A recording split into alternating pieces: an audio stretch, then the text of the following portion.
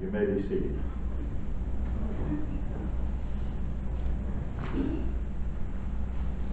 I want you to travel back with me in our magic time machine this morning to a time when life was simpler,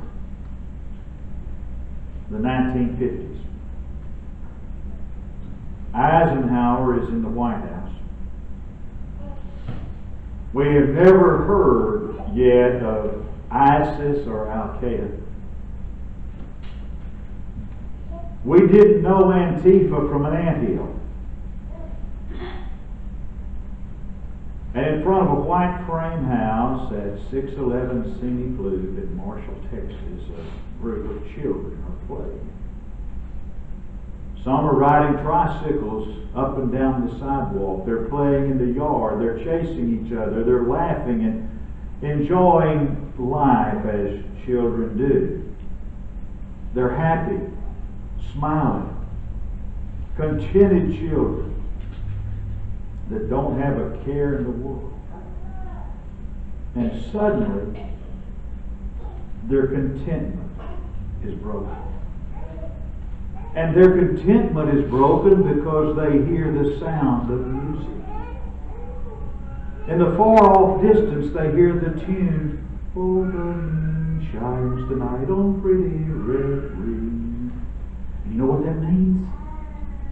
It means the ice cream truck is coming. That's the source of the music. And that's the source of their discontent. And so they stop playing immediately. And they all rush home because they need to get their 6 cents to buy a popsicle. If they're lucky enough to get Mom to turn loose of a dime, they're going to be able to get a fudgesicle. And they get their money and they all come back together in the front yard and they stand there in a group and they see the ice cream truck coming down the street. The music gets louder and they come to the street and they flag him down and he stops. He opens the back of the ice cream truck and they get their popsicles and they get their fudgesicles, and once again they're content. Wouldn't it be great if today all it took for us to be contented was a 6-cent popsicle? Life would certainly be a lot simpler, wouldn't it? But today we live among the if-onlys.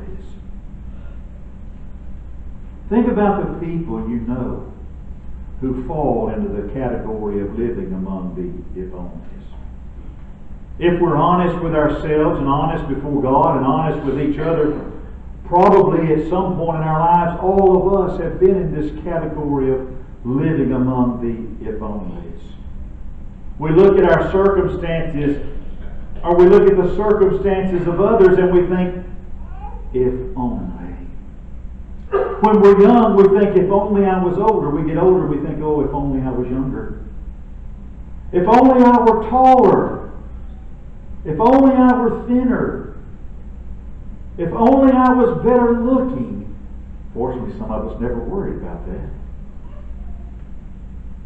You're supposed to laugh when I said that. I have to tell you, it doesn't work.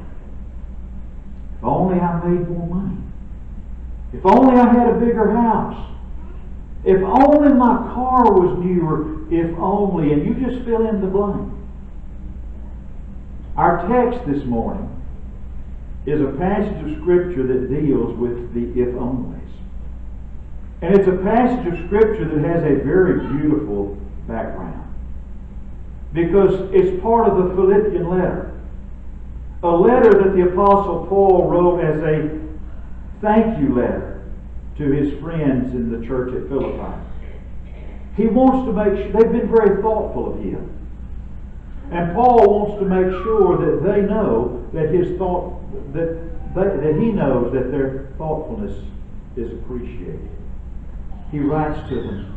He says, I rejoiced in the Lord greatly that now at the last your care of me hath flourished again, wherein you were also careful, but you lacked opportunity. Paul writes to them, and he's afraid they're going to think that he feels that he has been slighted, because this is the first gift that Paul has received from them in quite some time. So he hastens to add, you were careful, but you lacked opportunity. It's like Paul says, I don't doubt your love. I've never doubted your love for me just because I failed to hear from you. I believed in your friendship, he says. I believed in your devotion, and I believed in your friendship and devotion enough that I trusted you in silence. I knew you loved me all the time, whether I heard from you or not.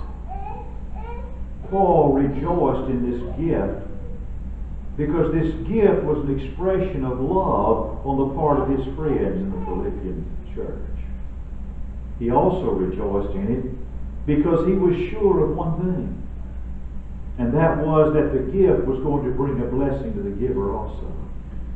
Because Paul knew it was more blessed to give than it was to receive. And enabled his friends to share in his great work of preaching the gospel that he was doing. Not only that, the gift helped Paul to meet his material needs. Thanks to the generosity of his friends, Paul could enjoy some comforts that would have otherwise been impossible. And yet Paul wants them to know something. He wants them to know that while their gift has made his life easier, the gift was not a necessity. He wants them to know that if the gift had not come, he would not have become despondent. He would have survived without it, and he would not have become bitter. Because he writes to them in the very next verse. He says, I have learned, in whatsoever state I am, therewith to be content. Paul had learned to be satisfied with what he has. Paul had learned the secret of contentment. Paul was not a man who was living among the if-onlys. And this claim actually comes as somewhat of a shock to us. It's shocking because of what we know about Paul. Paul is not the kind of man that we would usually associate contentment with. When we think of this virtue of contentment, we most often think of it belonging to someone of a passive nature, someone of a sluggish nature. And Paul was the very opposite of this. Paul was a man who had fire in his soul and dynamite in his heart. When we first meet Paul, he's a dynamic, blazing persecutor of the church. When we first meet Paul, he's breathing out threatenings and slaughters. And watching Paul as he persecutes the church of the first century, you can almost feel that outward rage he's expressing is because of a rage that's going on deep down inside of him. And yet in this passage, this hot-hearted man says he has learned to be content. But it's also shocking to us for another reason. When you boil it all down, most of the time we have a relatively low estimation of contentment. Paul says he has learned to be content. Paul seems to think he's found a worthwhile prize. But generally speaking, you and I don't really look upon contentment as a really high achievement. In our estimation, in the world we have lived in, if contentment is a virtue at all, it is a questionable virtue. And so we're a bit astonished, quite naturally, to hear Paul claiming that the achievement of contentment is a prize when we regard contentment more as a liability than an asset. What we need to know. Well, you and I need to understand is what Paul meant by contentment. Paul hasn't found some counterfeit something like so many today have found. We see folks today, oh, I'm content, but what they've done is they have learned not to care. Many in our world have reached that point. But Paul has not done that. Paul hasn't reached a point where he greets the experiences of life with a yawn and a ho-hum. Because Paul knew that that's indifference. And indifference is a virtue. It's not a virtue. Indifference is a vice. And Paul's contentment was not some kind of smug self-satisfaction that he had reached. To be sure, Paul had accomplished many great and many noble things in his life. Paul had climbed to the heights. He had reached a point in his life where he could say, "For me to live is Christ." He had learned to suffer gladly for his faith, and Paul was on his way to becoming a martyr, and the time was not far off that he would pay the last full measure of devotion to Jesus Christ with his own life. But to Paul's credit, Paul never found out that he was a martyr. Conscious martyrs tend to become self-satisfied. Conscious martyrs are likely to become victims of arrested development. Conscious martyrs can become quite obnoxious and hard to live with. Paul was a great saint, but Paul was not a self-satisfied saint. Paul was satisfied with the road he was traveling. He was not satisfied with the goal that he had attained. But to Paul, contentment also did not mean that he was resigned to his fate. Some people I've known, and you have too. Some people look upon this type of resignation, being resigned to their own fate, as one of life's supreme virtues. But if resignation is a virtue, it's a very questionable, imperfect virtue. The idea of being resigned to one's fate, resignation, carries the idea that you set out with high and lofty goals. You set out to achieve something great and worthwhile, and you decided to quit and be satisfied with nothing at all, or a very poor second best. That was the fate of the 10 spies. You remember? Moses sent those 10 spies to spy out the promised land. And they saw it was a great land flowing with milk and honey, but they saw giants there, the sons of Anak, and they said, 10 of them came back and said, "Oh, it's a great land. It flows with milk and honey. It's a bountiful land, but we saw giants there, the sons of Anak, and we were like grasshoppers in their sight." They were afraid. Those 10 spies that brought back the majority report, they were afraid of the bloodletting that might be necessary to possess that promised land of Canaan. So they became resigned to the fact that, well, we'll just never possess the promised land.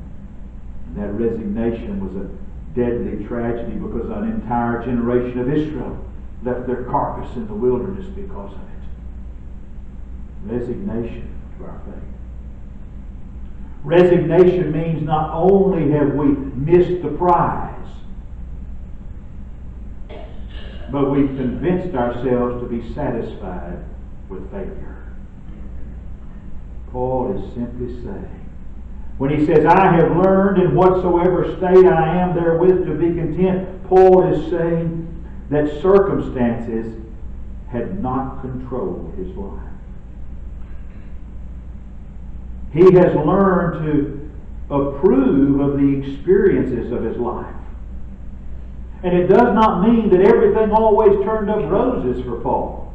It doesn't mean that everything always was great and wonderful and turned out right side up for him. You remember Irma Bombeck? You remember the book she wrote, Jelly Side Down? That no matter how well we try to do things, that sometimes life just ends up jelly side down. You know, like have you ever noticed that? You take a piece of toast and you put your butter on, and you put your jelly on it, and you drop it.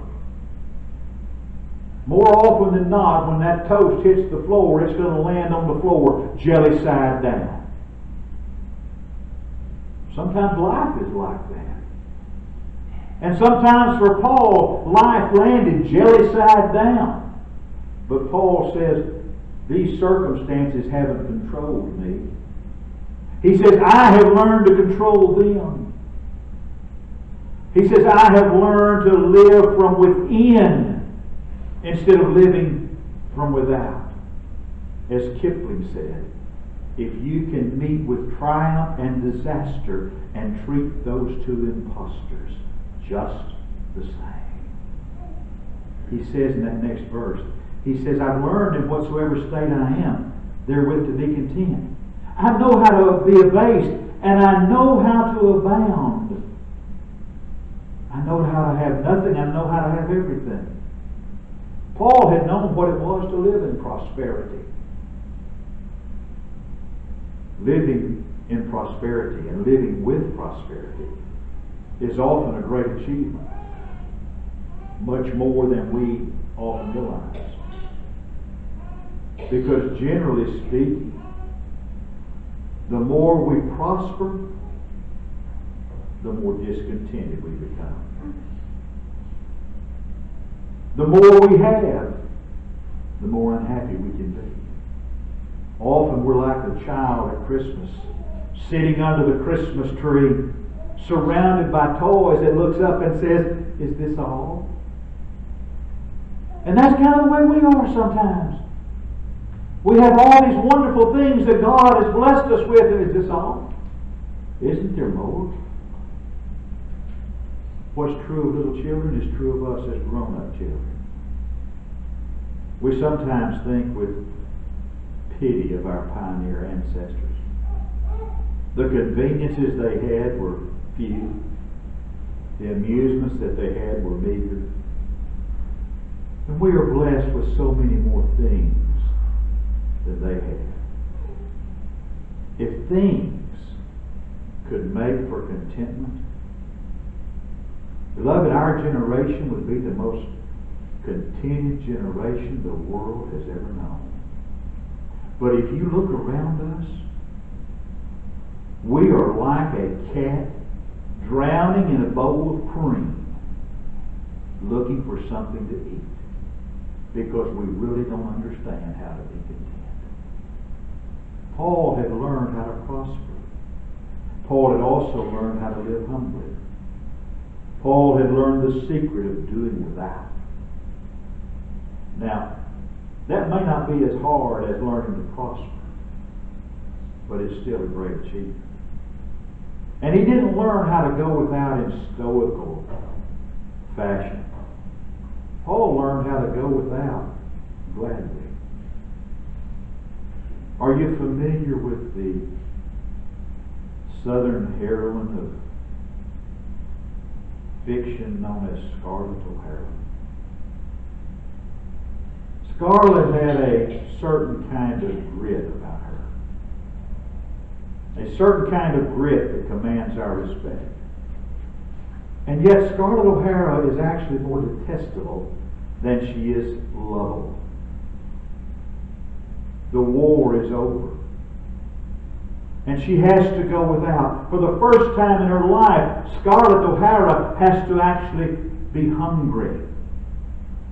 And she bears her lot with bitterness.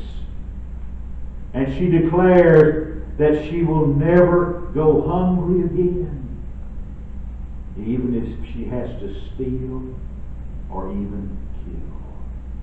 And she's not above any of it. She'd never learned how to live humbly. But Paul has learned the secret of going without things. And he's learned how to go without more priceless treasures. He's learned how to deal with not being young anymore and be content to be Paul the aged. He's learned to go with his health because God told him that his grace was sufficient for him to deal with the thorn in the flesh. And he's learned how to rejoice both in spite of it and because of it. He's learned how to go without the approval of the crowd, without the plaudits of the crowd. Paul loved appreciation. All of us do. Everyone who's human loves appreciation. Paul had a great capacity to love. And therefore Paul had a deep longing to be loved.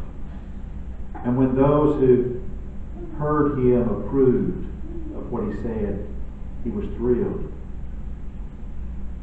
But his disapproval was not necessary for Paul. There was one occasion that the approval was so great, and he was so popular that the people regarded him as a god. And then there was another occasion where he barely escaped being stoned to death. Paul had even learned how to go without his freedom. He was naturally quite eager to carry on his great work. He had a burning desire to preach the gospel to the whole world. But Paul often found himself in prison. He said, I know how to be abased and I know how to be abound. I know how to prosper and I know how to go without. How did he do it? How did he learn contentment? He did not learn contentment by seeking it as an end in itself. You can no more find contentment by seeking it than you can make yourself go to sleep. Do you hear what I said? You can no more find contentment seeking it than you can make yourself go to sleep. Did you ever have a time that, I've got to get up especially early in the morning, so I'm going to go to sleep, and you go lay down and you're going to make yourself go to sleep? How did that work out for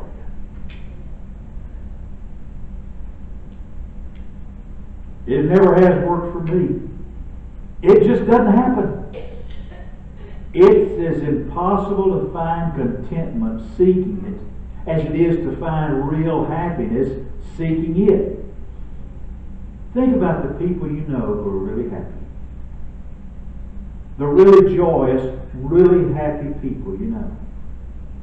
Those are not the people that said, I'm going to be happy, I'm going to have a good time. Some of the most restless people I have ever known are those who spend all their time and all their energy seeking a good time or seeking happiness. Contentment is a byproduct of seeking higher values.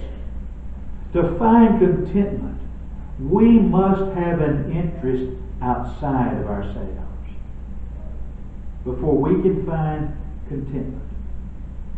We've got to get rid of some of those vicious enemies of contentment. Things like selfishness, hatred, envy, jealousy. But you know what the supreme secret of contentment is? The supreme secret of contentment, beloved, is religious certainty. Paul found it. 2 Timothy was the last letter Paul ever wrote that's been preserved for us. And in 2 Timothy chapter 1 and verse 12, writing to Timothy, Paul says, I'm not ashamed, for I know whom I have believed, and am persuaded he is able to keep that which I have committed unto him against that day. Paul said, I know whom I have believed. Paul didn't say, I know what I believe. He didn't say, I know what I believe in. I know whom I have believed. His faith was in a person. His confidence was in a person, and it was in Jesus Christ. And he said, I know whom I have believed. You can take a baby, and I don't care how good-natured, and I don't care how unspoiled a baby might be. If that baby's hungry, that baby's going to be restless. If that baby's hungry, that baby's going to be discontented. And if that baby's hungry, nobody's going to get a minute's peace until that baby gets fed and that baby's content again. Because when you fill that little tummy, then that baby's going to be pleasant, that baby's going to smile, that baby's going to coo again, just like it was doing before. It doesn't matter what comes into your life or mine. We're restless. We're discontented. We're hungry. We're seeking something without God. God is the fountain of living waters, and He's the bread of life. Remember what David said in Psalm 42, verse 1? As the hart panteth after the water's brook, so panteth my soul after thee, O God. My soul thirsteth for God, for the living God. When shall I come and appear before God? As the hart panteth. As the finest of the herd, the red deer, pants for a cool, refreshing drink of water, just in that same way, my soul pants after God. My soul desires God. The fountain source of all real contentment is a solid faith in God. What about you? This morning, right here, right now, is contentment a part of your makeup? Is Jesus a part of your life? Is Jesus Christ the Lord and Master of your life? You know, you may not have ever heard this before. But if Jesus Christ is not Lord and Master of all of your life, He's not Lord and Master of all of your life. Maybe there's changes that you need to make. Things you need to do differently for Jesus to be Lord of your life. All of your life. I don't know what's going on. I don't know what the needs of your life are. But if there are needs in your life that we can help you with to make Jesus the Lord and Master of your life, this is the opportunity to come and let us help you with those as together we stand.